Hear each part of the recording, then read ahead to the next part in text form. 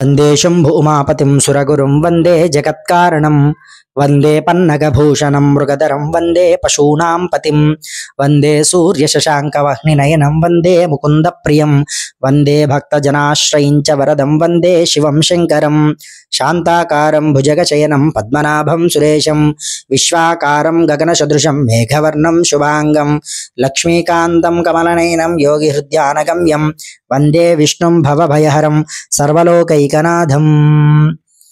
కార్తీక పురాణం మన యొక్క ఛానల్లో ఈరోజు మనం 10వ అధ్యాయాన్ని చెప్పుకోవడం జరుగుతోంది. ఈ యొక్క నిన్న చెప్పిన విధంగా ఆజామినుడి యొక్క అసలు పూర్వజన్మ వృత్తాంతం ఏంటనేది ఈ అధ్యాయంలో ఆ జనక మహారాజుకి వశిష్ఠ మహాముని వారు చెప్తూ ఉన్నారు. అయితే ఆ ముందుగా జనకుడు మహారాజు వశిష్ఠ మహాముని అడుగుతూ ఉన్నాడు, ఓ మునిశ్రేష్ఠ, ఈ ఆజామినుడు అనేవారు ఎవరు? వారి యొక్క పూర్వజన్మ ఎటువంటిది?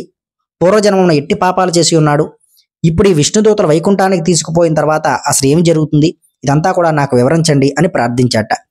అంతటా మునిశ్రేష్ఠులు జనక మహారాజును చూసి ఇట్లు విధంగా చెప్తూ ఉన్నారు, ఓ జనక మహారాజా, ఆజామిలుడు విష్ణుదూతలు వైకుంఠానికి తీసుకుపోయిన తర్వాత యమకింకరులు తమ ప్రభు అయినటువంటి యమధర్మరాజు దగ్గరికి వెళ్ళి, ప్రభు, తమ ఆజ్ఞ ప్రకారం ఆజామిలుని తీసుకొచ్చుటకు వెళ్ళగా అక్కడకు విష్ణుదూతలు కూడా వచ్చి మాతో వాదించి ఆజామిలుని విమానం ఎక్కించి వైకుంఠానికి తీసుకుపోయారు.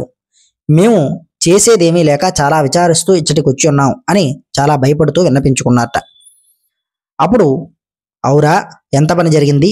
ఎప్పుడు ఇట్టి విధంగా జరిగి ఉండలేదే, దీనికి బలమైన కారణం ఏదైనా ఉండి ఉండవచ్చును అని యముడు తన దివ్య దృష్టితో ఆజామిలుని యొక్క పూర్వజన్మ వృత్తాంతం తెలుసుకుని, ఓహో, అది ఆ సంగతి. తన అవసాన కాలమున నారాయణ అని వైకుంఠవాసుని నామస్మరణ చేసి ఉన్నాడు. అందుకు గాను విష్ణుదూతలు వచ్చి వారిని తీసుకుని పోయారు. తెలిసి కానీ తెలియక కానీ మృత్యు సమయమున హరినామస్మరణం ఎవరైతే చేస్తారో వారికి వైకుంఠ ప్రాప్తి తప్పక కలుగుతుంది. కనుక ఆజామిలునికు వైకుంఠ ప్రాప్తి కలిగినది కదా అని అనుకున్నట్ట.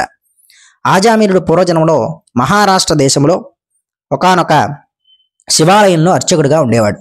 అతడు తన అపురూపమైనటువంటి అందము చేత, సిరి సంపదల చేత, బలము చేత చాలా గర్విష్టి అయి, వ్యభిచారి అయి, శివారాధన చేయక శివాలయం యొక్క ధనము అపహరిస్తూ శివుని విగ్రహం వద్ద ధూపదీప నైవేద్యములు కూడా పెట్టగా దుష్ట సహవాసములకు మరిగి విచ్చలవిడిగా తిరుగుతూ ఉండేవాడు.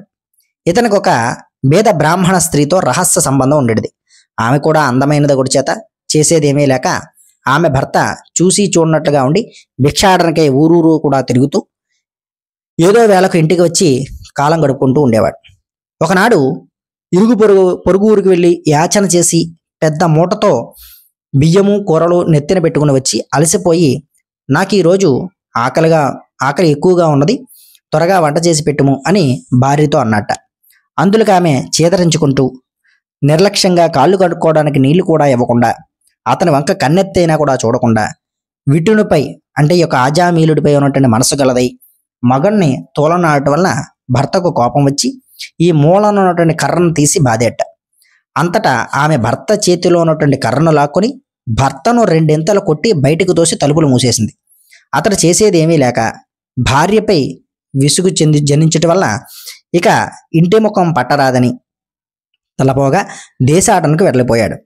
భర్త ఇంటి నుండి వెళ్ళిపోయాడు కదా అని సంతోషించి ఆమె ఆ రాత్రి బాగా ముస్తాబై వీధి అరుగుపై కూర్చుండి ఉండగా ఒక చాకలివాడు ఆ దారిని వెళ్తూ ఉన్నాడు.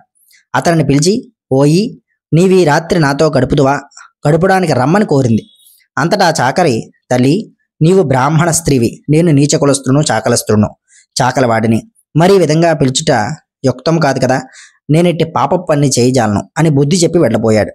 ఆమె ఆ చాకలివాని అమాయకత్వముకు లోలోన నవ్వుకుని అచ్చటుండి బయలుదేరి ఆ యొక్క గ్రామ శివార్చకుడి దగ్గరికి వెళ్ళి తన యొక్క కామవాంఛ తీర్చమని పరిపరి విధాలుగా బ్రతిమారి ఆ రాత్రంతయు కూడా అతనితో గడిపి ఉదయాన్నే ఇంటికి వచ్చి, అయ్యో, నేనెంతటి పాపానికి వడిగట్టితని, అగ్నిసాక్షిగా పెండ్లాడిన భర్తను ఇంటి నుండి వెడలగొట్టి క్షణికమైన కామవాంఛకులోనే మహాపరాధం చేసితిని అని పశ్చాత్తాపం పొంది ఒక కూలివాణిని పిలిపించి కొంత ధనమిచ్చి తన భర్తను వెతికి తీసుకురావాల్సిందిగా పంపింది. కొన్ని రోజులకు గడిచిన తర్వాత భర్త ఇంటికి రాగా పాదాలపై పడి తన తప్పును క్షమించమని ప్రార్థించింది. అప్పటి నుండి ఆమె మంచి నడవడికను అవలంబించి భర్త ప్రేమానురాగాలకు పాత్రురాలైంది. కొంతకాలానికి శివార్చకులకు ఏదో వ్యాధి సంక్రమించి దినదినం కూడా క్షీణిస్తూ మరణించాడు. అతని రౌరవాదు నరక కోపంలో పడి నానాబాధలు పొంది మరలా నరజన్మమెత్తి సత్యవ్రతుడనే బ్రాహ్మణోత్తములకు కుమారుడై కార్తీక మాసమున నదీ స్నానం చేసి దేవతా దర్శనం చేసి ఉండటం వల్ల 7 జన్మములు పాపములు నశించుట చేత ఆజామిలుడై పుట్టాడు. ఇప్పటికి తన అవసాన కాలమున నారాయణ అని శ్రీహరిని స్మరించుట వలన వైకుంఠానికి వెళ్ళాడు. బ్రాహ్మణుని భార్య అయినటువంటి ఆ కామిని కూడా రోగగ్రస్తురాలై చనిపోయింది.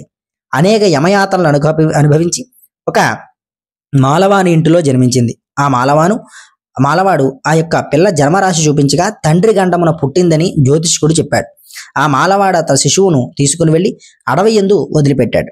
అంతలో ఒక విప్రుడు ఆ దారిన పోవచ్చు పిల్ల ఏడుపు విని జాలి కలిగి తీసుకుని పోయి తన ఇంట దాసీకిచ్చి పోషించమన్నాడు. ఆ బాలికనే ఆజామీలును ప్రేమించాడు. వారి పూర్వజన్మ వృత్తాంతం ఇదియే. నిర్మలమైన మనస్సుతో శ్రీహరిని ధ్యానించుట, దాన ధర్మములు, శ్రీహరి కథలను ఆలకించుట, కార్తీక మాస స్నాన ప్రభావం వీటి వలన ఎటువంటి వారికైనాను కూడా మోక్షం పొందుతారు. కార్తీక మాస స్నాన ప్రభావం వలన ఎటువంటి వారికైనా మోక్షం కలుగుతుంది కూడా. కావున కార్తీక మాసమందు వ్రతములు, పురాణ శ్రవణములు చేసిన వారికి ఇహపర సుఖములని కూడా పొందగలరు అని ఈ యొక్క అధ్యాయాన్ని వశిష్ఠ మహాముని జనక మహారాజుకి వివరించడం జరిగిందట. రేపటి అధ్యాయంలో మళ్ళీ కలుసుకుందాం. ఛానల్ సబ్స్క్రైబ్ చేసుకోండి. ఈ యొక్క సమాచారాన్ని 10 మందికి అందజేయండి. స్వస్తి.